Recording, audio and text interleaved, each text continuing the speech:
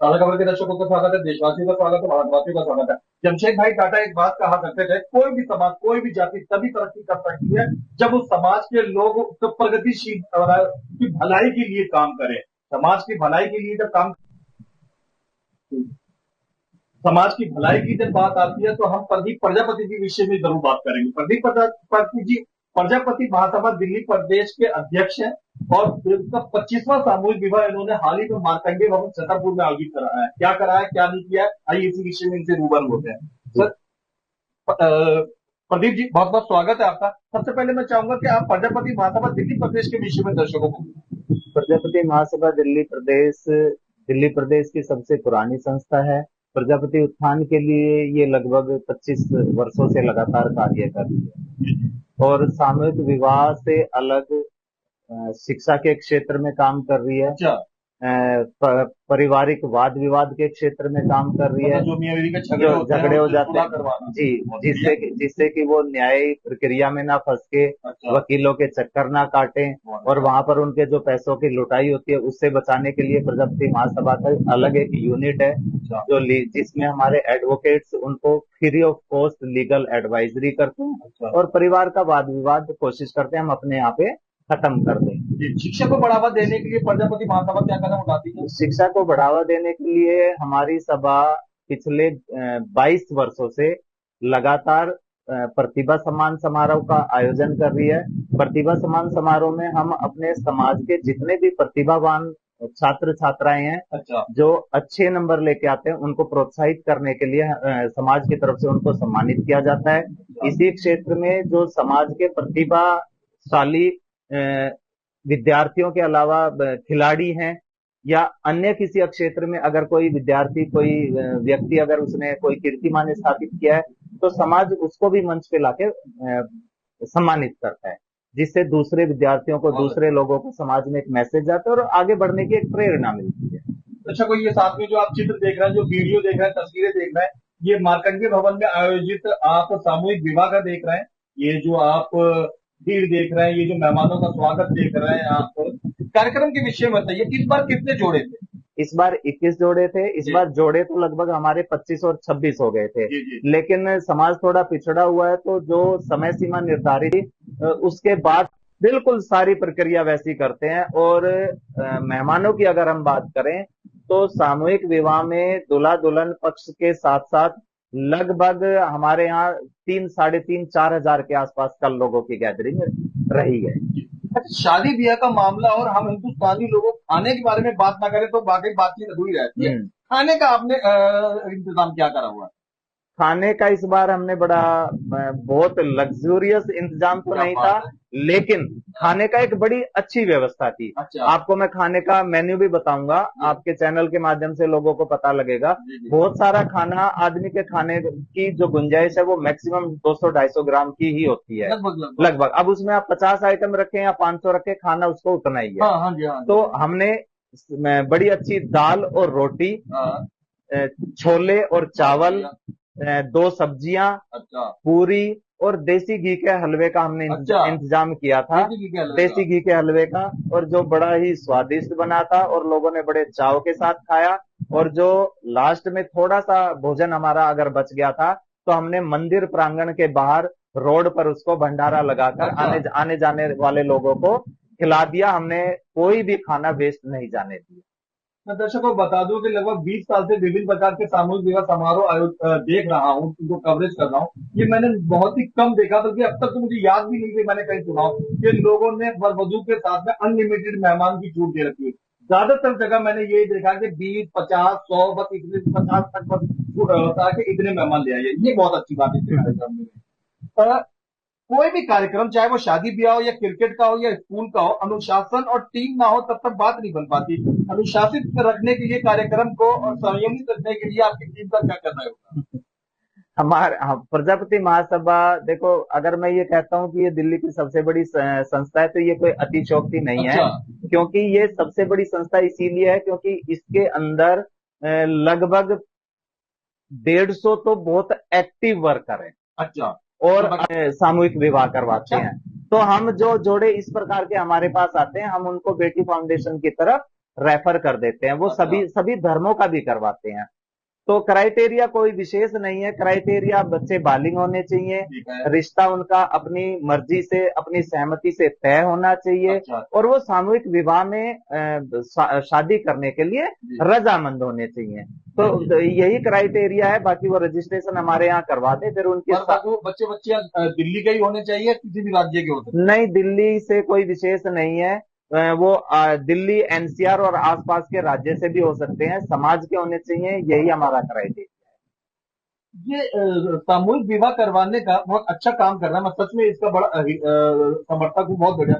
ये विचार किस लिए है, किस विचार के तहत, किस सदकार्य के तहत आप लोग ये काम करवाते हैं? ये बिल्कुल नावेद जी, बड़ा अच्छा क्वेश्चन है, बड़ा ये वास्तव में बहुत स्ट्रिक्ट क्वेश्चन है, और मैं आपके चैनल के माध्यम से ये लोगों को बताना चाहता हूँ कि जब इस संस्था की स्थापना हुई तो स्वर्गीय श्री राधे लाल जी ने, जो इसके संस्थापक सदस्य रहे हैं, श्री जेसी गोला जी, मास्टर मुंशी राम जी जैसे जो हमारे वरिष्ठ पदाधिकारी रहे हैं, उन्होंने महसूस किया समाज में कि ज्यादातर लोग विवाह में बहुत ज्यादा पैसा खर्च कर रहे हैं, और गरीब लोग जिनके पास पैसा नहीं है वो कर्ज लेकर भी शादियां बच्चों की कर रहे हैं, जिससे कि आर्थिक बोझ उनके ऊपर बहुत ज्यादा बढ़ रहा था। इसी समस्या को हल करने के लिए हमारी संस्था के बड़े पदाधिकारियों ने महसूस किया और इस समस्या का समाधान ढूंढा कि अगर हम जो एक एक जगह, अलग अलग जगह पर समाज के लोग शादी करते हैं, अगर हम एक इकट्ठा स्थान बुक कर दें, एक हलवाई कर लें, सामान एक साथ खरीद लें, प्रक्रिया बिल्कुल वही है जो घर पर आप करते हैं, बस फर्क सिर्फ इतना है कि 10 जगह ना करके एक जगह कर लें, तो उसमें हमारे बहुत सारे धन को हम संरक्षित कर सकते हैं। उसको मना करना पड़ा, क्योंकि वैवाहिक जीवन की शुरुआत करने के लिए जिस बेसिक सामान की जो आवश्यकता होती है, समाज के जो अच्छे और धनाढ्य लोग हैं, वो वर वधु को जो कन्या पक्ष को जो दान उपहार स्वरूप जो सामान देते हैं, तो वो सामान की लास्ट के 2-3-4 दिन में सारी व्यवस्था कर पाना असंभव था। नहीं तो जोड़े हमारे इस बार लगभग 30 के आसपास हमारे जोड़े हो गए थे, लेकिन हमने फिर जितने सामान की व्यवस्था थी 21 जोड़ों की सामूहिक विवाह हमने संपन्न करवाया बड़े धूमधाम के साथ। दर्शकों को बता दूं, प्रजापति महासभा कन्या शादी तो करवाती है, साथ में कन्या को, दूल्हा दुल्हन को गृहस्थी चलाने के लिए उपहार भी देती है। उपहारों की बात करें तो क्या क्या सामग्री इस बार प्रदान करी गई? उपहार के तौर पर प्रजापति महासभा ने उनको जो एक गृहस्थ जीवन को आरंभ करने के लिए जो बेसिक चीजें हैं वो उपलब्ध करवाई, जैसे कि एक दीवान है, बेड है, अलमारी है, गैस का चूल्हा है, सिलेंडर के साथ 51 बर्तनों का सेट है, उसके अलावा कपड़े हैं, कपड़ों के अलावा प्रेस है, पंखा है, और मतलब जो बेसिक नीड्स की जो चीजें हैं, जिससे एक छोटा सा गृहस्थ जीवन जब आप शुरू करो, जिस चीज की आवश्यकता होती है वो लगभग सभी हमने उपलब्ध करवाई थी। दुल्हन का जोड़ा, दूल्हे के सफारी सूट, दुल्हन के 5 जेवर, चांदी के 1 सोने की लौंग, ये महासभा ने अपने सभी साथियों के सहयोग से प्रत्येक जोड़े को दान स्वरूप उपलब्ध करवाई। क्या किन चीजों का ध्यान रखते हैं जोड़ों का रजिस्ट्रेशन करते समय? अगले साल आप लोग फिर करेंगे, उसके अगले साल भी करेंगे, बहुत से लोग इस बार नहीं आ पाए, बहुत से लोग तैयारी शुरू कर चुके होंगे कि चलो अगले साल का अभी से करवा लें। क्या क्राइटेरिया रखते हैं आप उसको भाग लेने के लिए? क्राइटेरिया भाग लेने के लिए कोई ऐसा विशेष नहीं है। क्राइटेरिया सबसे पहला तो ये है कि वो प्रजापति समाज से हो, और जो प्रजापति समाज से नहीं होते हैं उनके लिए हमारी दूसरी संस्था है बेटी फाउंडेशन, जो सभी आप बच्चों की पढ़ाई में इन्वेस्ट कर सकते हैं। आप बच्चों के छोटा मोटा रोजगार खुलवाने में आप उस पैसे को लगा सकते हैं। इससे समाज और किसी भी परिवार का आर्थिक उत्थान हो सकता है। इस विचारधारा को लेकर प्रजापति महासभा ने सामूहिक विवाह का समाज के अंदर ये लक्ष्य रखा था। तो प्रदीप जी, ये माना जाए कि ये जो सामूहिक विवाह होते हैं, इसमें एक भी माँ बाप का गिना जाए तो अगर एक शादी में लोग 2.5 लाख से लेकर 4 लाख तक खर्च करते, तो उनकी इन पैसों की प्रजापति समाज में बता दूं दर्शकों के अभी थोड़ा तरक्की करता हुआ समाज है, मिडिल क्लास समाज में गिना जाएगा, लोअर मिडिल क्लास समाज है। प्रजापति समाज नो डाउट बिल्कुल जमीन पे अभी बैठा हुआ है, जमीन से एक्सेप्शनल केस की बात नहीं करूंगा, किसी भी समाज में धनाढ्य लोग भी हो सकते हैं, SC ST में भी हो सकते हैं, किसी अदर में भी हो सकते हैं, लेकिन वास्तव में प्रजापति समाज बिल्कुल आर्थिक रूप से बहुत नीचे स्तर पे है, पिछड़ा हुआ है, अति पिछड़ा हुआ है। तो उसके लिए यही एक बेहतर तरीका है कि अननेसेसरी खर्चा कहीं भी ना करें, फिजूल खर्ची और दहेज प्रथा जैसी कुप्रथा को तो बिल्कुल तिलांजलि दे दें, बिल्कुल त्याग दें। और मैं जो समाज के धनाढ्य लोग हैं उनसे भी निवेदन करूंगा कि सामूहिक विवाह में ज्यादा खर्च वो भी ना करें, क्योंकि एक आदमी अगर ज्यादा खर्च करता है तो वो दूसरों के लिए उदाहरण बनता है, दूसरे उस स्टेटस को फॉलो करने की कोशिश करते हैं। तो ऐसा बिल्कुल भी ना करें और पूरे समाज की स्थिति देखकर साधारण से साधारण अपनी शादियां करें और सामूहिक शादियों को ज्यादा से ज्यादा प्रोत्साहित करें। एक निजी क्वेश्चन मेरा भी है, 15 जुलाई को मार्कंडेय भवन में आपने जो सामूहिक विवाह करा, तो उसमें लगभग कितने मेहमान आए और लड़का लड़की के साथ आप कितने मेहमान अलाउड करते नारद जी, हमारे यहाँ कोई बाउंडेशन नहीं है मेहमानों को इनवाइट करने की। कुछ एक जगह होता है कि दुल्हन वाले से 50 ही आए, 25 ही आए। नहीं, बिल्कुल भी हम बिल्कुल कोई बाउंडेशन नहीं करते हैं। कोई भी लड़की वाला अपने 100 मेहमान बुलाए, अपने 200 बुलाए, और लड़का पक्ष बारात में अपने 200 बुलाए, 250 बुलाए, कोई बाउंडेशन नहीं है। पूरी वैदिक रीति रिवाज के तहत सामूहिक शादियां करवाते हैं, एक एक दूल्हे को घोड़ी पर बैठाकर जो प्रक्रिया है उसको गाजे बाजे के साथ। अगर हमारे सदस्यों की बात करें तो वो 5000 से ज्यादा सदस्य हैं। और क्षेत्र वाइज अगर हम टीम की बात करें तो दिल्ली जैसे 7 लोकसभा सीट है, इसी प्रकार हमारे 7 मंडल है, और हर विधानसभा को हमने अपना जिला बनाया हुआ है, और हमारी हर जिले और विधानसभा क्षेत्र में पूरी कार्यकारिणी है। संगठन बहुत मजबूती के साथ खड़ा है पूरे प्रदेश में। राजनीतिक तौर पे कोई हमें मान्यता नहीं देता, वो एक अलग विषय है, लेकिन सामाजिक तौर पे हमारी संस्था बहुत संगठित और संयमित और बहुत अनुशासित संगठन है, जो प्रत्येक काम को बड़ी माइक्रोबायोलॉजी के साथ काम करती है। माइक्रो मैनेजमेंट होता है। इस सारी व्यवस्था के लिए एक अनुशासन समिति का भी हमने गठन किया हुआ था, जो जिसका काम ही केवल सारी व्यवस्था को अनुशासन तरीके से देखना है। हाँ जी, हमारी सारी समितियां हैं, तो हम सारी समितियों को अपना उसी हिसाब से काम सौंप देते हैं और फिर उसके बाद ही हम किसी कार्य को अंजाम देते हैं। बहुत अच्छा, बहुत बढ़िया बातें आपने बताई। अच्छा, ये बात तो मैं आपको बताना पसंद करूंगा कि दिल्ली में, सिर्फ दिल्ली की बात करूंगा, कई सारी संस्थाएं हैं प्रजापति की, गैर प्रजापति की। प्रदीप जी के बारे में मैं एक बात बोलना पसंद करूंगा, सबसे यंग प्रजापति महासभा के ये अध्यक्ष हैं। इससे पहले जितने भी अध्यक्ष वगैरह आते रहे सब प्रदीप जी से उम्र में लगभग 1.5 गुना बड़े ही रहे, सबसे युवा, सबसे यूथ है, उनमें एनर्जी भी काफी ज्यादा। जब 1 साल हुआ है इनको ये पद संभाला हुआ है, आपने इस पद को संभालने के बाद, आप नौजवान है, सोच भी आपकी नौजवान है, क्या क्या सुधार करें या क्या कार्यकारी कदम उठाएं? अभी सुधार की अगर बात करें तो मैंने सबसे पहले संस्था को सोशल मीडिया के जरिए मैक्सिमम लोगों तक पहुंचाने का काम किया। मुझे याद है आपकी संस्था पहले को खास सोशल मीडिया पे एक्टिव नहीं थी, ग्रुप भी नहीं था। हाँ जी, तो अब हमने एक वेबसाइट अपनी बनवा ली है, वेबसाइट के जरिए हम लोगों तक पहुंच रहे हैं। सोशल मीडिया पर व्हाट्सएप चैनल हमने अपना बना लिया है, यूट्यूब चैनल हमने अपना बना लिया है, और अब हम मैक्सिमम जो हमारे काम हैं उनको हम सोशल मीडिया के माध्यम से ही यूथ प्रमोट करते हैं और यूथ टीम को हमने लगाया। अच्छा, हाँ, मैं अगला सवाल यही पूछने वाला था कि सीनियर सिटीजन तो काफी जुड़े हुए, नौजवानों को अपनी संस्था से जोड़ने के लिए आपने हाँ, ये बिल्कुल बहुत बढ़िया सवाल है, और बहुत सवाल ही नहीं है, फिलहाल ये हर संस्था के लिए एक क्वेश्चन मार्क बन गया है कि आपके पास बुजुर्ग बहुत हैं, युवा नहीं है।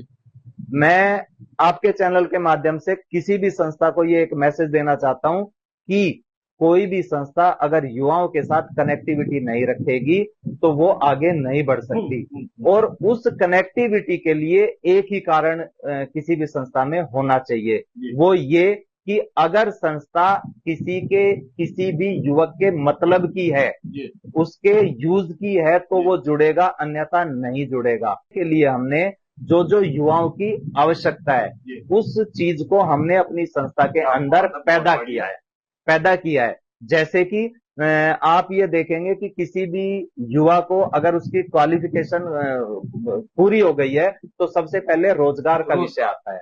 तो रोजगार के लिए हमने हमारी संस्था ने जो जो रोजगार के साधन है उन तक वो साधन उपलब्ध करवा रहे हैं।